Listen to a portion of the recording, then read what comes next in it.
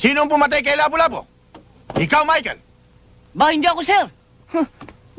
Kahit mahirap lang kami, hindi ko magagawa yun. Anong kalokohan pinagsasabi mo?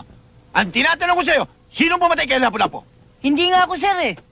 Tarantado ka talaga, no? Gusto ko makausap ang tatay mo. I want you to bring him here. Understand?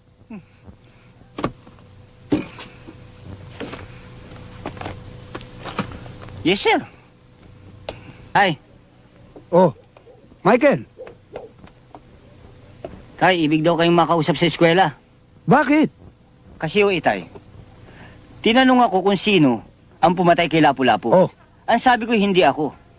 Ngayon, kayo ang gustong makausap. Lagot kayo, tay. Teka. Bakit ako? Lalong hindi ako pumatay kay Lapu-Lapu. Anong malay ko ron?